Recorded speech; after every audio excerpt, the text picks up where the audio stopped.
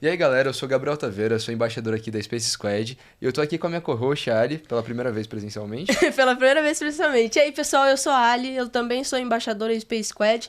E o nosso podcast, ele fala sobre tecnologia, a gente fala bastante sobre carreira e o mercado em geral. E hoje a gente tá aqui com o David Art, né? Sim, o David Art já tá no mercado há mais de 12 anos de tecnologia. Eu vou deixar com que ele se apresente, é um designer incrível, tem seu próprio canal, inclusive chequem por favor, que é o Chief of Design. Mas manda bala, David. Pô, prazer em estar aqui com vocês, brigadão.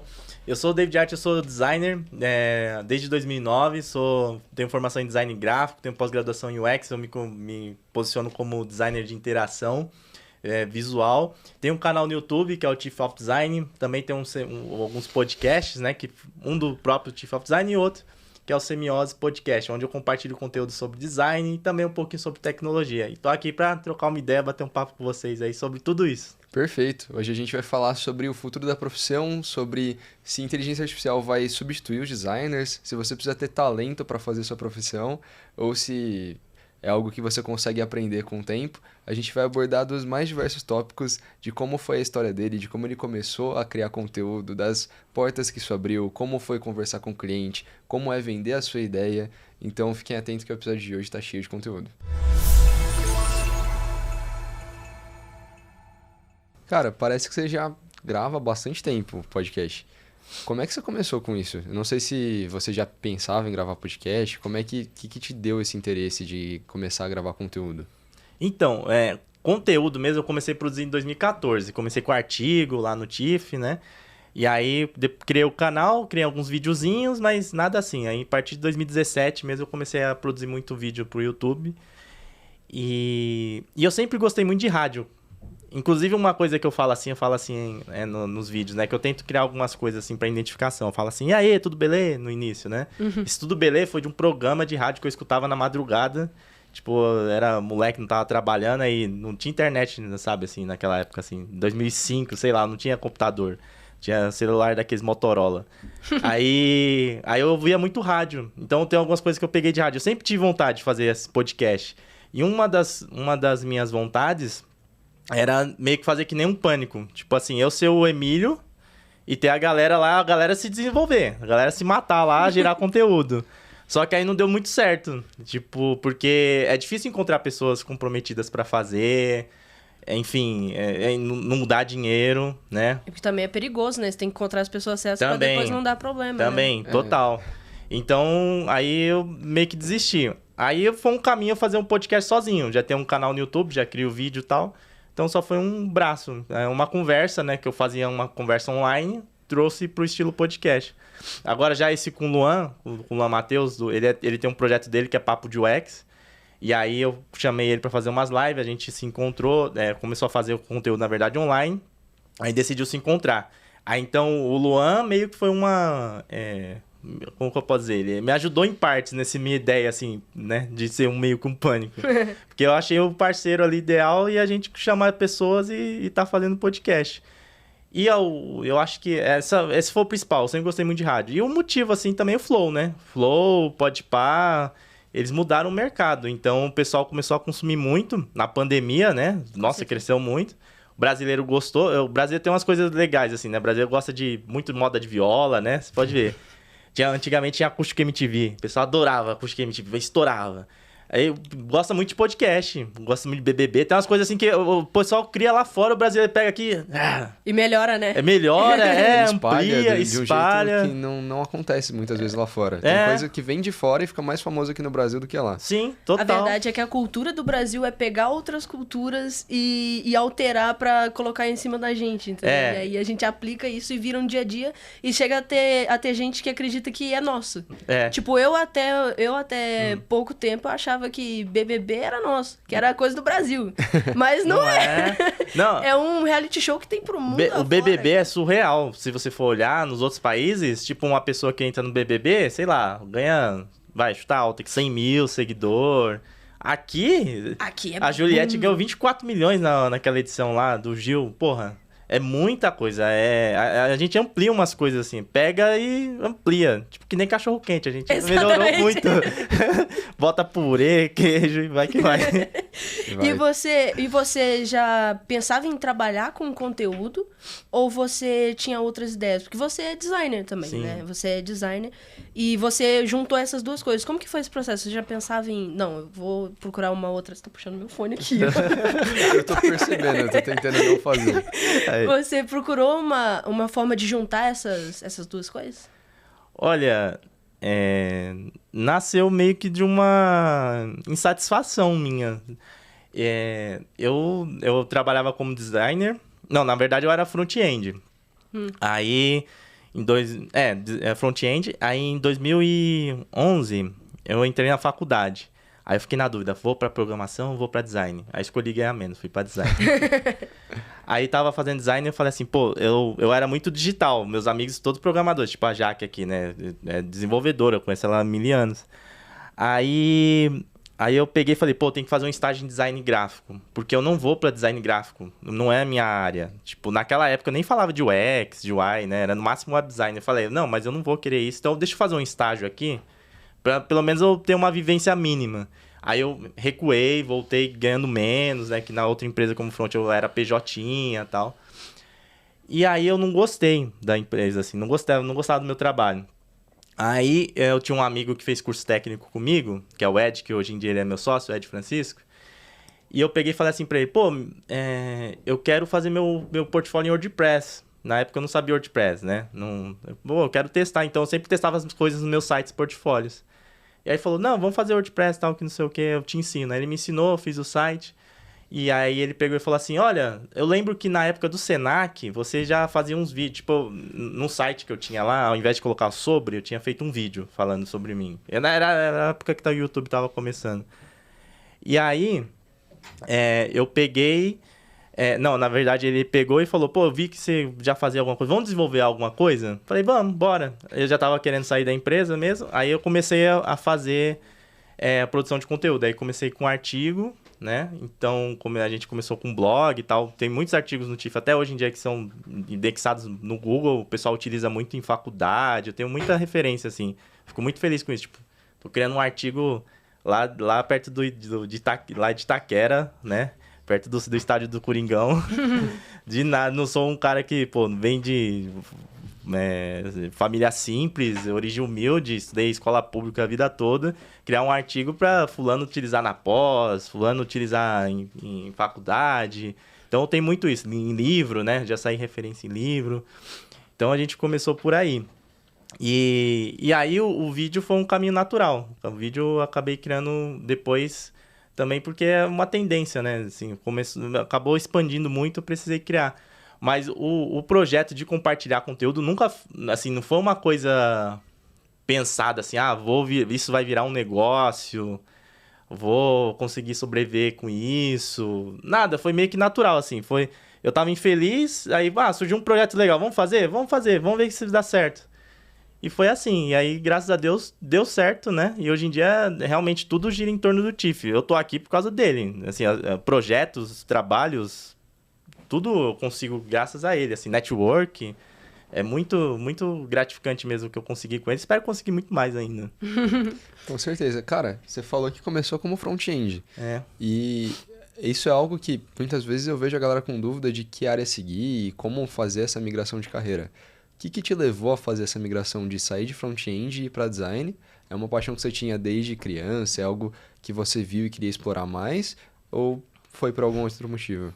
Foi mais uma questão do perfil mesmo. Eu sempre me identifiquei mais como designer, né? Eu caí de front-end meio por curioso. Assim, eu entrei na faculdade de design gráfico quando eu tinha uns 17 anos. Aí eu saí com uma semana. Meu pai pagou lá, até hoje eu brinco, gastou o cheque dele, coitado. Deu a mensalidade lá, até hoje ele não viu o dinheiro. Cor do dinheiro. E aí eu saí, porque eu me senti muito cru. É outra realidade. Quando você sai da periferia, você vai pra um grande centro com as pessoas... Pô, fulano viajou, fulano não sei o quê, a galera mais velha, você fala, caramba... Eu não me senti à vontade. Aí eu fui fazer um curso técnico mais perto de casa. E aí... dentro desse curso técnico tinha o básico ali. HTML, CSS, Dreamweaver, né? Tinha mexendo no Dreamweaver. E eu já tinha estudado HTML um tempo atrás, quando eu tinha uns 15 anos, tipo num curso de uma ONG, que tem no Tatuapé lá, que é a IDPAC. E eu tinha gostado de criar as coisas, né? Eu falei, pô, da hora. Então, eu peguei e comecei a estudar muito. Antigamente, assim, eu tô falando, parece que eu sou mega velho, né, pessoal? Não sou assim, não. Eu sou de 88. Mas as coisas na internet são muito rápidas. Não tinha Rocket City pra ensinar a gente, sabe? Não tinha o TIFF. Eu tinha que pegar CD, comprar CD na banca, era MX Master no máximo, assim, talvez o Guanabara no máximo. Então, eu peguei e comecei a estudar, porque tinha a matéria de HTML. Porque eu queria fazer tudo, eu queria entender todo o processo. Entender todo o processo. E aí, nesse querer entender todo o processo, que aí eu aprendi um pouco de front. E aí, comecei a me candidatar para as vagas, que era web design e tal. Acabou surgindo vaga mais para front. E aí, eu fui para esse lado. Mas eu sempre fui um front mais visual, né? Assim, mais ligado pro design. Aquele pixel perfect. Tipo, uma parada mais assim. Eu sempre fui mais... Nunca fui mais pro lado do JavaScript. Sempre fiquei mais na parte da semântica, do visual mesmo. Então, quando eu decidi fazer faculdade, eu fiquei nessa dúvida, né? Falei, caramba, qual que eu vou e tal. Mas eu vi meu histórico desde criança. Eu acho que designer tem um perfil, assim, até parecido se pegar, assim. Gosta de desenhar, gosta de... Tem uns perfis parecidos, sabe? De anime, de criar as coisas. Deve também, né? Os perfis são parecidos. Então, eu acabei escolhendo design. Mas eu fiquei muito na dúvida. Nossa, eu fiquei muito na dúvida. Se era pra mim, se eu era competente, se eu ia conseguir fazer. Eu até brinquei, né? A questão de desenvolvimento. Todo mundo falava, pô, tecnologia dá mais dinheiro. Vem pra ficar em tecnologia. Mas, cara, eu arrisquei. Não tinha certeza, não foi fácil assim, não. Mas o conhecimento que eu aprendi, com certeza que eu fiz como front, foi diferencial pro restante da carreira. Isso com certeza. Porque hoje em dia menos, mas antigamente tinha a parada de designer, né? Designer de lado, dev de outro, não sei o quê. Porra, eu nunca tive problema disso. Nunca tive essa questão. E, na verdade, foi um diferencial pra mim. Eu consegui várias oportunidades justamente por saber... Assim, o front-end, eu não me considero front-end, mas eu sabia o mínimo, sabe? Pra poder conversar com as equipes.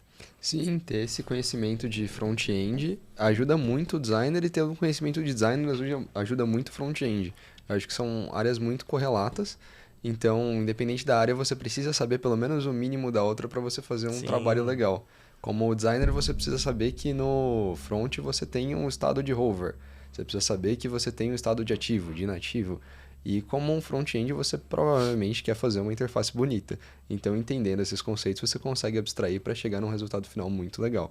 E até utilizar uma ferramenta de no-code como designer, por exemplo, um Webflow da vida, se você tiver um conhecimento de HTML, isso vai te ajudar muito para ter essa independência. E também te coloca muito mais à frente, né? De você ter esse conhecimento das outras áreas que você trabalha junto. É uma coisa que as empresas veem bastante, né? Que é a questão de você saber se comunicar com as outras partes da sua equipe. E isso é bem legal. Mas na sua parte de conteúdo, assim, quando você iniciou, como uma pessoa tímida, eu vou perguntar. Você não ficou com vergonha de começar a fazer, não? Porque, tipo assim, até agora eu tô aqui travado, ó. Eu tô aqui me relaxando pega uma breja aí, mano. Pega uma Heineken lá. Eu tô aqui me relaxando ainda. E aí, como foi esse processo pra você, assim? Não sei se você é tímido, se você é extrovertido, mas... O pessoal me olha assim, acha que eu sou sem vergonha, né? Mas, na verdade, eu sou bem tímido, viu? Sem vergonha sem ser fã da malícia, viu, pessoal? Vocês têm a cabeça muito... Mas, se você perguntar em casa, sempre fui tímido. Sempre. Na escola, vixe, sempre fui tímido, me prejudiquei por causa disso. Talvez eu tenha saído da faculdade na primeira semana que eu citei de design gráfico também pela timidez. E... O que me ajudou... eu tive algumas pessoas que me ajudaram, assim. No curso técnico, por exemplo, eu lembro do coordenador, que era o Marcos, que ele obrigou a gente a apresentar o trabalho. O primeiro trabalho ele obrigou a gente a apresentar num salão, assim, que cabia umas 100 pessoas, mais ou menos, sabe? Sim. Não tinha 100 pessoas, mas tinha umas 50. Ele chamou outras turmas e tal. A partir dali eu comecei a me desenvolver, né? E aí eu comecei a meter as caras mesmo, sabe? Eu falei, poxa, eu acho que é um negócio legal, eu preciso tirar essa crosta, assim, essa defesa, sabe? Que tipo, que nem um caranguejo, assim. Inclusive eu sou de câncer. Então eu fico com caranguejo, assim, aquela casca dura, sabe? Eu preciso, porque eu não vou conseguir evoluir como profissional, eu vou perder a oportunidade. E aí eu meti as caras. Fui fazendo, assim, tremendo muitas coisas, com medo, receio. Fui dar aula com 23 anos também. Eu costumo brincar que a primeira semana que eu fui dar aula eu queria chorar no banheiro, porque... Meu, peguei uma sala lá, tinha um tiozão de 40 anos, né? E o cara achava que o cara era diretor de arte, né? Aí o cara, publicitário, né? A gente sabe como que é às vezes, tem muito publicitário chato. Aí o cara queria dar aula, assim, no meu lugar, e eu, tipo, 23 anos, moleque, primeira vez, tímido, mas persisti, dei até o final a aula. E aí depois veio a outra, então foi ficando meio que natural, né? E vídeo... quando eu fui fazer vídeo, também, pô, eu tenho vergonha dos meus primeiros vídeos, você não tem noção? O primeiro vídeo que eu gravei, eu chamei a Dani e o Leandro, né, Guerrato, que eles são um casal que agora eles são designers lá, eu acho que em Amsterdã. E aí eu chamei, você vê, assim, o jeito que eu gravei, tipo, eu ficava rodando a cadeira, assim, Do jeito que eu tô aqui agora. Eu também tô. Não, vocês estão de boa ainda, nossa, era uma vergonha do caramba. A primeira vez que eu gravei também, eu não tinha equipamento, eu tinha uma câmera que eu tinha comprado na República aqui em São Paulo, usada, e aí eu coloquei em cima da TV de tubo do meu pai, que era aquelas TV Philips ainda na época de tubo, isso em 2014, meu pai ainda tinha essa TV, meu. Aí, aproveitei a luz do sol, ali porque eu também não tinha iluminação, peguei um microfone Xing Ling lá, R$5 ali lá do shopping ali, Boulevard da Paulista, e gravei. E foi muito ruim, assim, nossa, ixi, crítica. O nome do projeto mesmo, o pessoal fala, né, Tiff, aí o pessoal falava, ei, você acha o chefe do design? Eu falei, não tem nada a ver, era uma brincadeira, uma sátira, né? É até uma crítica. E foi assim, os vídeos não digo que foram terríveis, mas foi dificultoso, com certeza. Mas eu percebi que era um caminho, era o meu propósito, né? Qual que era o meu propósito? Ensinar design, trabalhar com comunicação, levar design para as pessoas. Porque eu também, até hoje eu acho, né, que tem conteúdo muito raso, conteúdo às vezes que engana, que lida com... Engana assim... não joga real pra galera, sabe? Às vezes fica fantasiando algumas coisas. Então, meio que eu tinha esse propósito. E pra chegar nesse propósito, eu tinha que me virar nos 30, nessa parte da timidez. Eu coloquei ela no bolso e segui em frente, né? E com o tempo, meu, você fica sem vergonha. É que nem dirigir. Assim, primeira vez que você dirige, você fica com o braço assim, ó. Aí depois, pô... Depois você já tá lá com a mão na janela aqui. Tá até com o celular lá, não façam isso. Mas, enfim, mas fica com o celular, fica conversando, né? Enfim, é assim, tem que fazer também. Quanto mais você faz, mais fácil fica. E aí você falou que foi essa questão de querer apresentar mais conteúdo sobre design que te motivou a iniciar, né? E foi o que te motivou também a começar a empreender, né? No meio de conteúdo e tudo mais? A empreender é um caminho natural, assim, porque você vai tendo audiência, a galera vai pedindo coisas pra você, você vai acabar gerando alguma coisa, empresas vão se aproximar de você pra associar a sua imagem àquela empresa pra você vender alguma coisa. Então acaba sendo um caminho natural da audiência que você conquista. E aí do TIFF eu trabalhei, né, desde 2014... Quando eu comecei o TIFF, né, em 2014, comecei em 2013 ali o projeto, tal, 2014 a gente publicou no Face, o blog, e eu não tinha dinheiro, né, eu tava pagando faculdade ainda. Aí eu voltei para trabalhei até 2017, e aí eu trabalhava remoto naquela época já, então eu tinha a possibilidade de trabalhar remoto e à noite ou em outros horários fazer o meu projeto. Isso me ajudou muito, muito. Então, quando eu saí da empresa em 2017, eu já tinha uma audiência, já tinha um lastro. E aí, o empreendedorismo, né, trabalhar como autônomo, foi uma consequência, assim. Eu acho que também, talvez eu tenha um perfil um pouco inquieto, assim. Eu tenho, talvez, um perfil mais empreendedor. Mas eu não sabia, não tinha noção. Então, foi um caminho meio que natural. E foi mais, assim, como que foi pra você entrar nesse mundo, assim, como um novo designer? Será que o mercado foi foi receptivo com você? Como é que foi esse processo? De autônomo, como freelancer? De autônomo. Não, porque quando você tem contato, você tem audiência, as coisas ficam mais fáceis. De fato. Então, eu já tinha network. Como eu falei, eu trabalhava com desenvolvedor. Eu preferia ir pro bar pro desenvolvedor que com os designers. Era muito mais legal. Festa de desenvolvimento é muito mais legal. Designer não sabia fazer festa, sabe? Aí eu ia pros caras. Eu tinha muito contato de outras áreas, sabe? Eu sempre quis expandir, ampliar os meus contatos muito, muito. Assim, na época da faculdade eu ia conversar com outras turmas, eu sempre tive um perfil assim.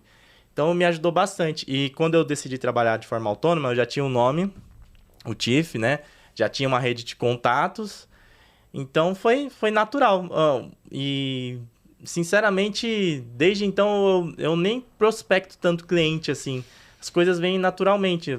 A galera vê o vídeo, pô, faz um negócio pra mim. Vem aqui no podcast, conheço vocês, tal, troco uma ideia. Depois o Gabriel fala, pô, tem um trampo ali de freela, quer fazer? Bora fazer. Você ainda trabalha como designer, então, além de só o conteúdo? Sim, trabalho.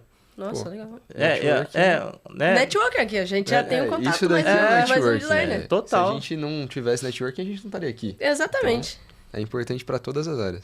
Não, com certeza. Isso daí é essencial. E sair da bolha também, né? Às vezes a gente fica só na bolha ali da nossa área. Eu converso com todo mundo. Tô na academia lá, o cara tá conversando, não sei o que, entre o PZ, eu faço design. Eu falo, mesmo, Pô, pega meu contato aí, fulano vai precisar de você. Quando você menos espera, vem alguém. E eu tenho um negócio assim que eu tento não julgar ninguém, assim. É difícil, né? Que a gente tem os preconceitos, julgamento, assim, de bate-pronto, né? Mas alguém vem falar comigo, cara, pode ser de qualquer área, de qualquer questão, eu vou tentar conversar e de forma genuína também, não ficar esperando, vou esperar, eu vou falar porque é uma coisa que eu gosto, atuo, e aí eu sei que, por consequência, pode vir alguma coisa, e aí normalmente vem. Durante a área você mudou de carreira para desenvolvimento e agora você consegue ver que tem tecnologias tentando substituir praticamente todos os profissionais. Você vê a inteligência artificial tentando programar pra gente, e agora isso entrou num mundo que eu não achei que ia entrar tão cedo, que é no mundo tanto dos criadores de conteúdo quanto dos artistas, e tá tentando ainda migrar para UI UX. Você vê isso substituindo o seu trabalho? Isso já te preocupou em algum momento? Como você vê o futuro da profissão com esse avanço das coisas? Eu vejo até inteligência artificial pro Figma. Sim, é verdade, lançou um plugin, eu acho que essa semana eu vi alguma coisa assim.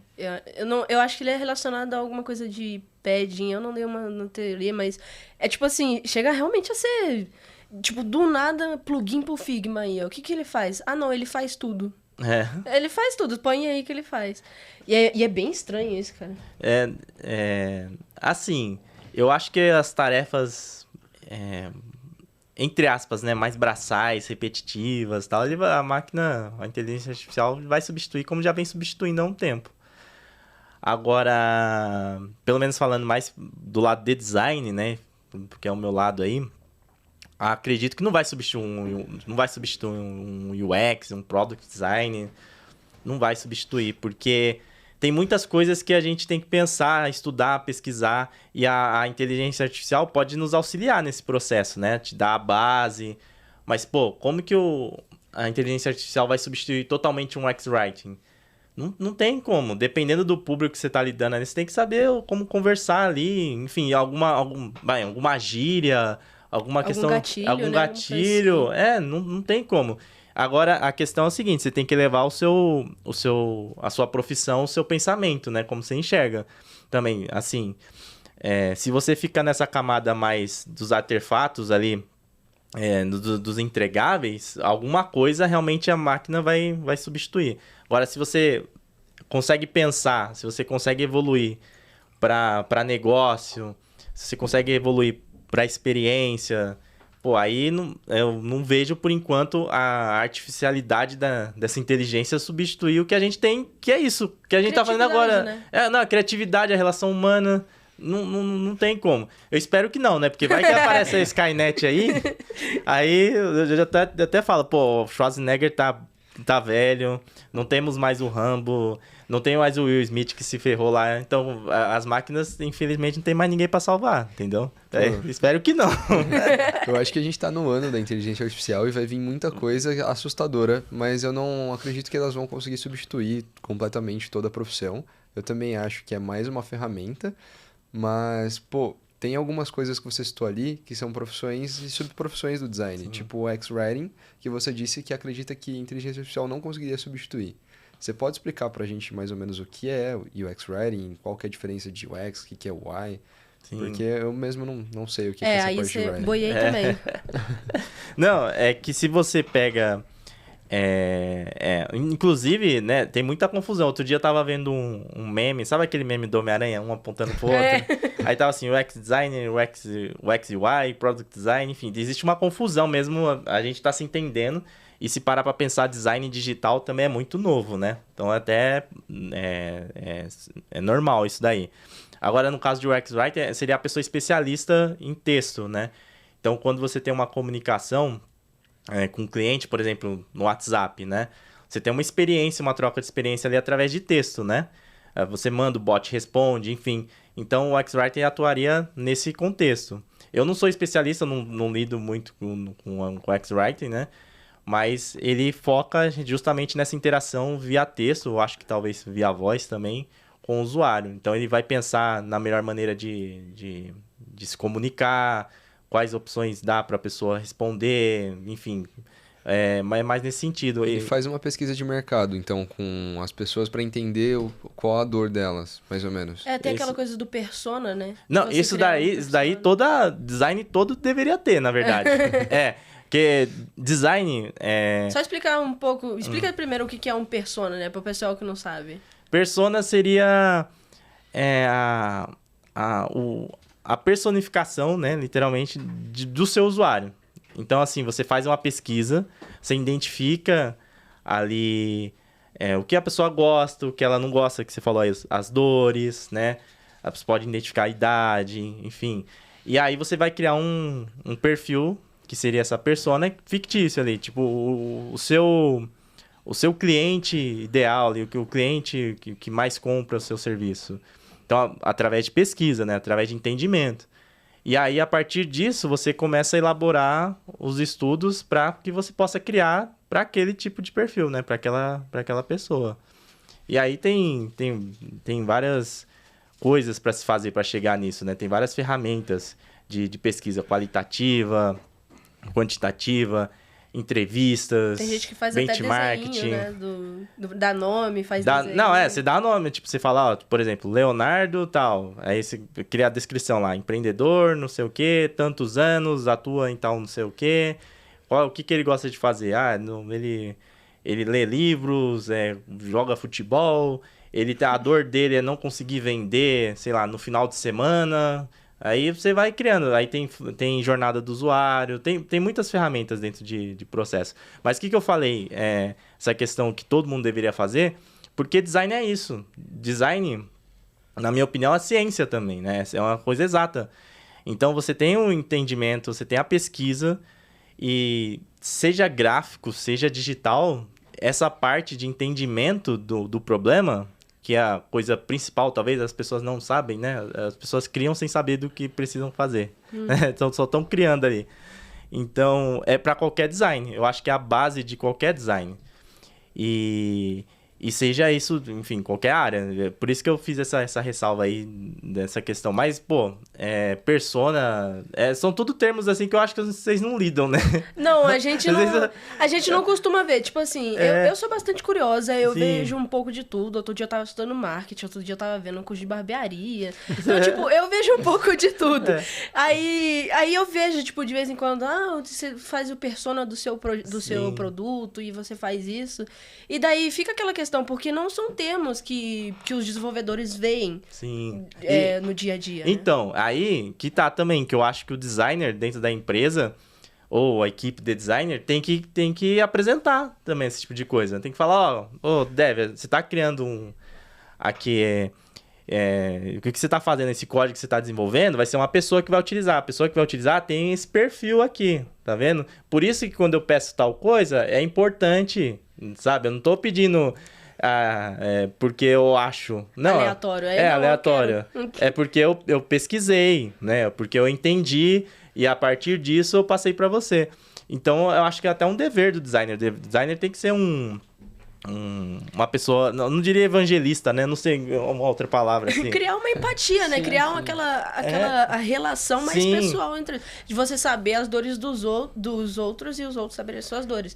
Porque é principalmente a base do trabalho em equipe. Se você sabe o perrengue que o outro passa e o outro sabe o perrengue que você passa, não tem discussão. Sim. Tipo, vocês podem chegar numa conversa pra chegar numa solução tal.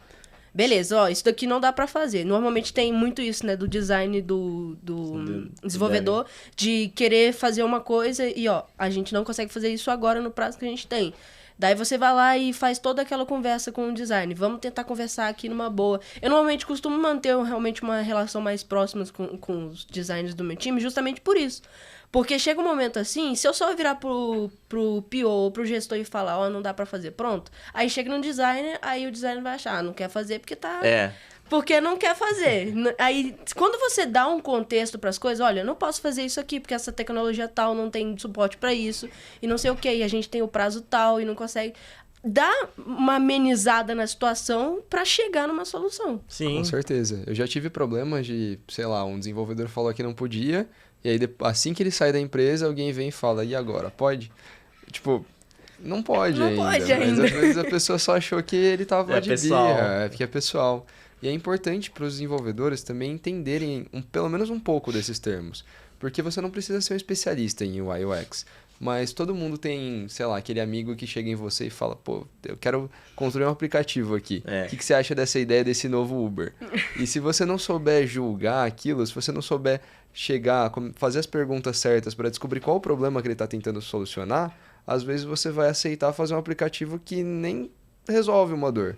Às vezes você tem que voltar à raiz de quem que é a pessoa, qual o problema que ela está tendo. Essa é a melhor solução? Já existe uma solução? Então, mesmo para o desenvolvedor que quer fazer algo autônomo, ele precisa ter esse conhecimento básico para não ir ali e investir todo o esforço dele em algo que vai chegar e ele não vai entregar valor nenhum. Show, não, eu super concordo. E ainda faço umas provocações. Eu acho que o designer também tem que saber um pouco de tecnologia, né? Até porque às vezes, por exemplo, front, né? É mais fácil falar. O cara chega e fala assim, não tem como fazer isso. Opa, peraí, eu sei que dá pra fazer. Também pra você poder... E até assim, não vou passar pano pra ninguém. Tem muito desenvolvedor que fala que não caiu de novo a placa. Tem muito desenvolvedor que fala que não quer... Que não pode fazer porque está achando que o outro não sabe que dá pra fazer. Entendeu? Então, tipo, é até pra você ter essa segurança também, mas pra você ter a segurança também de, eu sei que esse rover aqui não dá pra fazer. Por que eu vou lá apresentar esse rover? Entendeu? Eu sei que não dá pra fazer. Já salva um tempo de uma discussão que não tinha necessidade nenhuma de acontecer, né? E isso daí acontecia muito mais antigamente, porque a base do design, né, de interface vem do design gráfico, né? A parte visual, obviamente, né? Tudo vem assim do design gráfico. Então, os designers gráficos não entendiam nada de web, passavam umas coisas escalafobéticas, umas coisas loucas, assim, pro desenvolvedor. Então, o desenvolvedor criava trauma, né? Hoje em dia, com essa galera... Tem uma galera já entrando no design digital mesmo. Aí o pessoal já estuda Mature Design. Então, o pessoal já tem uma noção um pouco maior. Eu já percebo isso.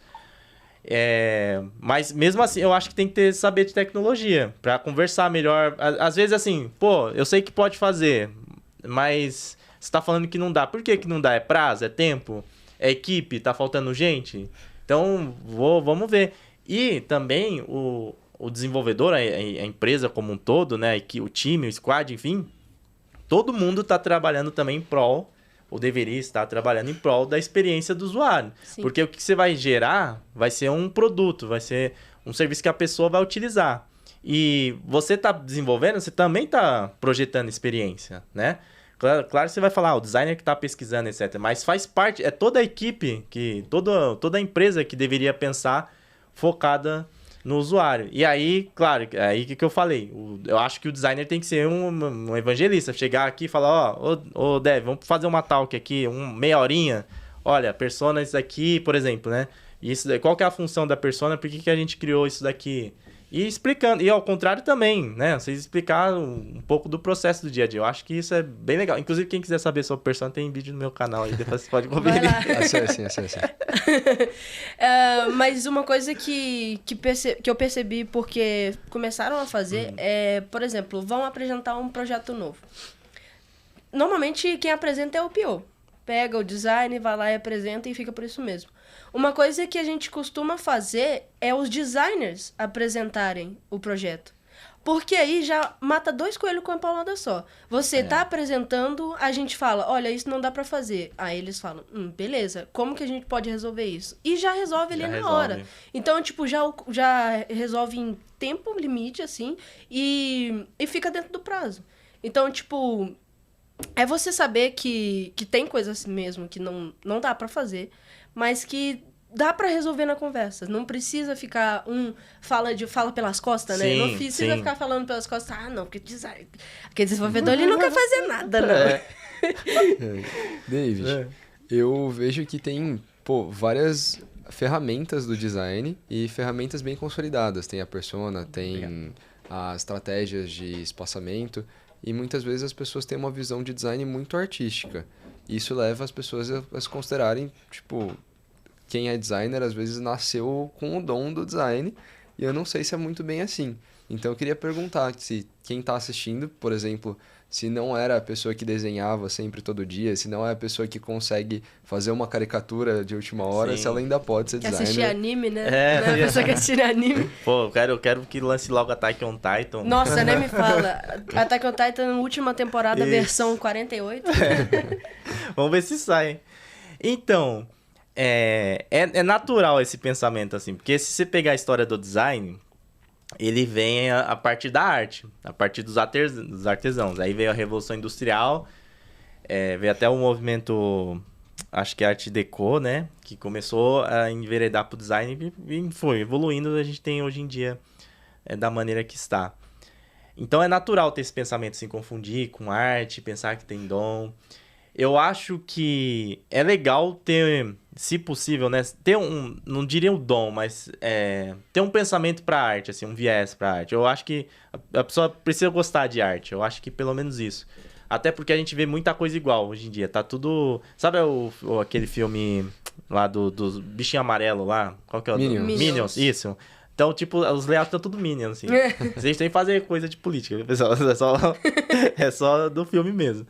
E aí, tá tudo igual. Então, quando você tem uma base de arte, você gosta de arte, você vivencia isso, eu acho que é um diferencial do designer. Mas a questão do dom, precisa ter dom, precisa ser criativo, eu não acho que é assim. Eu acho que é treinável, né? Como eu falei, eu entendo design como um método, assim, cartesiano. Tipo, é uma ciência, né? O que é a ciência, a base da ciência, né? Você pesquisa, você tem um problema, aí você vai identificar, vai pesquisar, você vai testar, você vai validar e depois você vai ter um protótipo ali, né? E depois você realmente efetiva com a solução, né? Tipo uma vacina, você vai criar uma vacina assim. Uhum. Então, eu encaro o design assim. Para isso, você não precisa ter dom, você não precisa ter... saber desenhar o Goku Super Saiyajin 5, né? Você precisa querer estudar. Mas eu acho muito legal se a pessoa tiver essa pegada de arte, assim, né? Que é uma coisa que eu acho que o pessoal às vezes perde um pouco. Tá perdendo um pouco, assim, essa questão às vezes de, fazer umas coisas diferentes. Ter um projeto pessoal, ter uma coisa... sei lá, eu faço um artesanato aqui...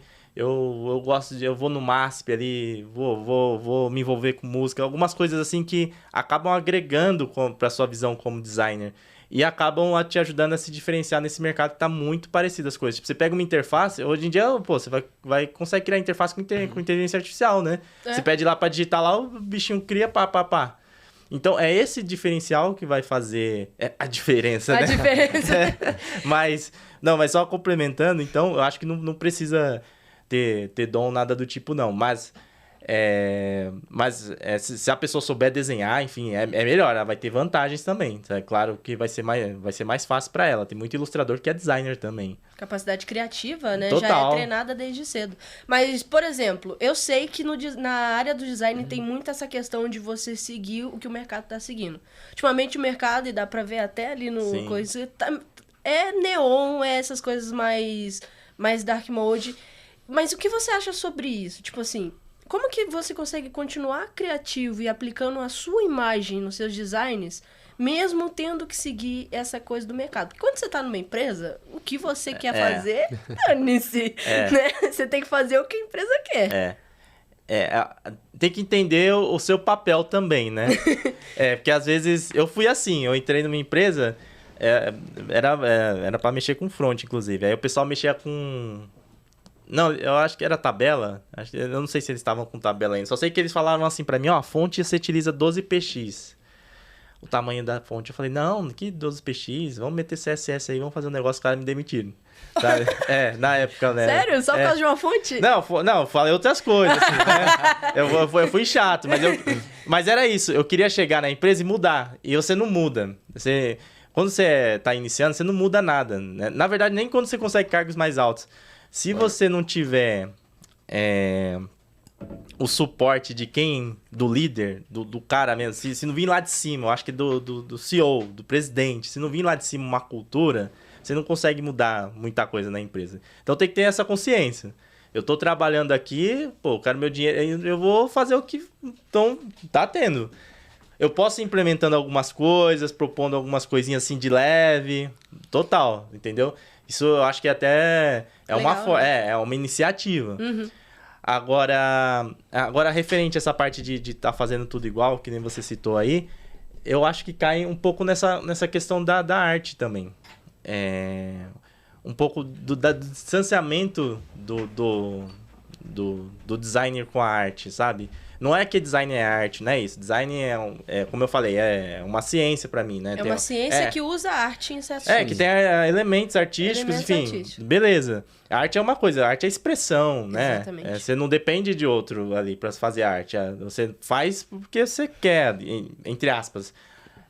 Apesar que ao longo da história tem vários artistas, né, que tinham as artes encomendadas lá, enfim. Né? Isso é interessante, né? Tipo, a gente vê como expressivo e eles conseguiram colocar a expressão deles numa arte que era encomendada. Então, mas aí a pessoa que tá comprando, por exemplo, quando a pessoa pede, tipo, sei lá, a FIFA pediu pro seu Jorge escrever a música da Copa do Mundo. Vende sua expressão, que aí eu compro. A pessoa tá comprando a sua visão, o seu design ali, a sua arte, né? Então ela espera aquilo. Agora, quando você tá fazendo design, né? Você não pode fazer assim do jeito que você deseja. Então, assim, você vai pagar pra mim, eu vou fazer porque você conhece meu estilo do jeito que eu quero. Não. Você vai fazer uma coisa direcionada para solucionar um problema, para propor uma melhoria. E dentro desse contexto tem pessoas que vão utilizar aquilo, né? Tipo, você tá se preocupando realmente com as pessoas que vão utilizar aquele produto. Mas até me perdi onde que eu tava. Eu tava falando de tudo igual, né? Sim. Então, eu acho que a gente segue muita tendência, que às vezes nem a tendência, a gente fica muito preso ao que... tipo, as big techs, as coisas que surgem, que nem você falou aí, o neon, que não sei o quê. Não tenta ser inventivo. Não tenta pensar um pouco fora da caixa. Eu acho que dentro de um contexto de empresa, eu sei que é difícil. Mas você pode propor as coisas ali aos poucos. Você pode fazer projetos pessoais, fazer as suas coisas, criar coisas diferentes. E você pode ter um estudo melhor de comunicação visual, de design. Porque você tendo a base da história, você sabe ali por onde você pode ir, você pode ser mais inventivo. Porque muitas dessas coisas aqui, cara, é tudo coisas repaginadas, que nem na moda. Tipo, falar, Sim. Moda hoje em dia é calça não sei o quê. Você vai ver, tipo, dificilmente, raramente é um negócio novo. Aí você vê aqueles vestidos ao contrário, né? Em horizontal, aquele desfile dos vestidos horizontal, virado pra cima, né? Você vê um Balenciaga vendendo uma roupa rasgada que você não compraria, mas agora é $5.000. Nossa, então isso você considera. Isso daí é um absurdo, né? Isso daí então, é outra coisa. O pessoal confunde arte, né? Acha que qualquer coisa também é arte. Arte é expressão, sim, mas ela é municiada, ela é uma união com a técnica, né? Tem uma metodologia também quando você está fazendo a arte, né? Você vai pegar aqui, sei lá, esse cenário aqui. O cara não pegou aqui do nada, já era, criou. Não, ele fez um rascunho, fez o desenho, depois contornou, pensou na sombra ali no narizinho da moça, que a gente tá no ambiente aqui, né, pessoal? É aqui, né? Que o dele tá cheio de glitterzinho. Nossa, tem toda uma pintura. Com os grafites. Então, é técnica, é expressão, né? É técnica com expressão. Não é qualquer coisa assim, vou pegar esse celular, pá, quebrei. É arte. Porra, não é isso, né? É porque eu sou contra o capitalismo. É contra o capitalismo que eu vou vender isso por $10 mil.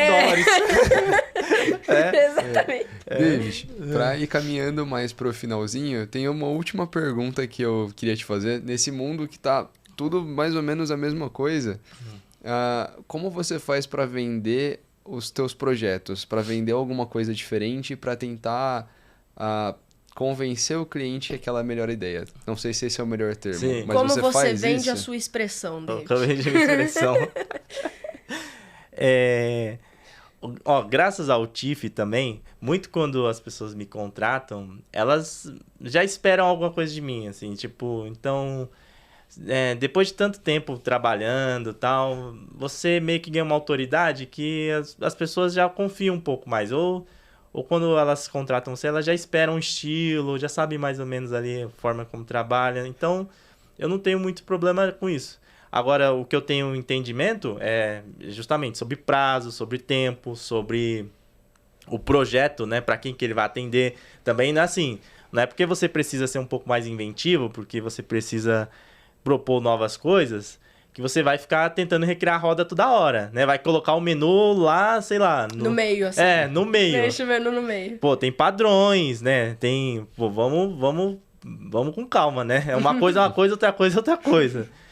Então, tem todos esses contextos, assim, que você tem que analisar. Mas eu acho que eu não tenho muita dificuldade nessa parte, justamente por causa da minha produção de conteúdo. Até as pessoas vêm, me contratam e falam, é isso e pronto. Claro que tem alteração, às vezes tem uma coisa ali, mas já meio que confia. E eu penso que também trabalhar com designer, assim, seja freelancer, né? Ou até mesmo empresa, também é uma relação de confiança, né? Porque muitas vezes... ou na maioria das vezes, você pode ter uma mesma solução, ou melhor, você pode ter soluções diferentes para a resolução de um mesmo problema, né? Principalmente quando a gente fala de visual. Então, eu posso escolher um botão amarelo, um botão verde, você um botão verde e os dois funcionarem. Até, um botão aí. Às vezes fazer um teste AB e os dois aí darem quase a mesma coisa. Então, tem que ter uma confiança, né? Eu acho que é uma relação de confiança também. Eu designei o trabalho para você, né? Design é designar, né? Então, designei o trabalho para você, então eu confio no seu processo. O seu processo vai me gerar algo dentro também do seu estilo, né? Porque a gente acaba tendo nosso estilo através do nosso background. Então, beleza, eu confio e vamos para cima. Eu acho que tem que ser assim. Se a pessoa não confia, se a pessoa tem... aquela coisa, quer ficar refazendo... sabe? Pega o projeto aqui, muda aqui. Aí é complicado. Aí vem outro designer, cara. Aí vem outro designer e entrega, sei lá, em uma semana. E tá tudo bem. Ela às vezes só não gostou da minha metodologia, não gostou do meu estilo. Sei lá, e tá tudo bem. Às vezes ela quer uma coisa mais esquermorfismo, às vezes eu sou mais minimalista, ali mais flat. Então, beleza. É uma questão de estilo também, né? Mas se você estuda design, se você tem entendimento do projeto, né? Você vai saber essas diferenças e tende a ser mais assertivo. Então, também tem isso. Você estudar, fazer as coisas certas, né? Como deveria ser, que a maioria das pessoas não fazem. Você tende a ser mais assertivo, entender qual estilo o projeto necessita, se adequar a ele e executar da melhor maneira. Perfeito. Show de bola. David, muito obrigado por ter participado aqui com a gente. Foi um papo assim. Eu nem percebi, a gente do nada iniciou o podcast e foi isso. Tá vendo? Do nada fez a pergunta. É o jeito mais natural. Foi um prazer ter você aqui. Obrigado. Eu acho que você tem bastante experiência, bastante coisa pra agregar e tenho certeza que a pessoal do seu canal vai gostar de conhecer um pouquinho mais da tua história também. Com certeza. E quem quiser saber mais sobre o David e ouvir mais conteúdos dele, porque a gente com certeza não abordou milhares de coisas que a gente poderia ter falado, tem um monte de perguntas que eu queria ter feito também, não fiz. Mas quem quiser saber um pouco mais sobre o David, normalmente a gente deixa o LinkedIn embaixo, a gente pode deixar o canal dele também, que é o Chief of Design, a gente deixa ele na descrição também.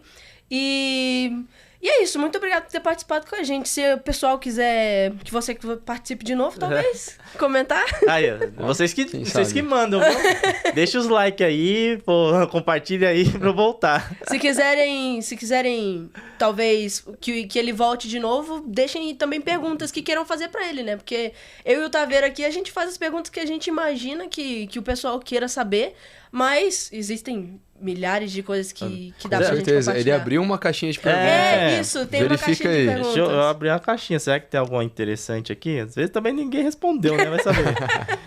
Deixa eu ver. Mas de todo jeito, galera, as redes sociais estão aí na descrição. Exatamente. Pô, dá like no vídeo se você gostou e deixa um comentário. Ó, teve duas aqui, ó. O pessoal perguntou, ó.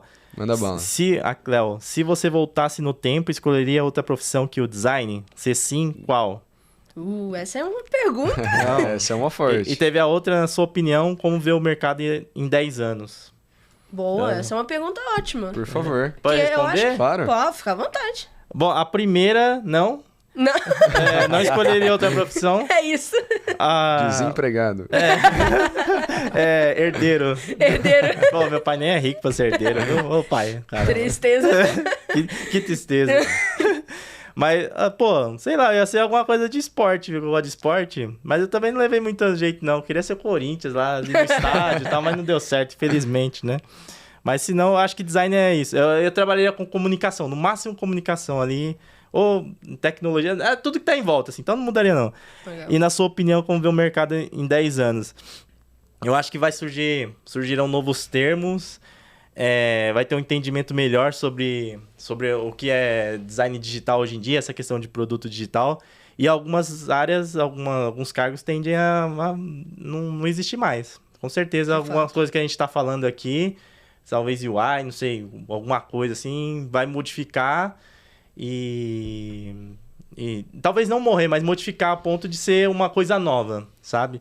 Mas eu vejo o mercado ainda em expansão e que tem muita coisa ainda para progredir, para conseguir... pra gente que trabalha como designer, né, ter possibilidade de ganho, enfim, de profissão, de carreira. Eu espero, né? Espero voltar daqui 10 anos e falar, pô, tem nova coisa aqui, a gente tá ganhando bem, tá todo mundo entendendo o que é design. Todo mundo espera. Todo mundo espera. Eu acho que vai dar bom. Show de bola. Fechou. Mas é isso, pessoal. Na semana que vem, mesmo horário, mesmo dia, quarta-feira às 11 horas da manhã, nós temos mais um episódio com um convidado novo. Dessa vez o convidado vai ser o Eduardo Matos, que ele é fundador da Forja. E a gente vai bater um papo sobre liderança técnica na semana que vem. Então, fiquem ligados aí. E é isso. Pô, obrigado. Só agradecer vocês, o pessoal da Rocket City, todo mundo aqui. Obrigado. A Jaque também, todo mundo. E sucesso pra vocês. Espero voltar aqui mais vezes. Espero que você volte também. Espero Vamos que ver, você vamos volte. marcar alguma Amém. coisa. E segue o Tiff aí nas redes sociais. Isso, Ó. Valeu. segue todo mundo aí. Valeu, galera. Valeu, pessoal. Tchau, Falou. tchau.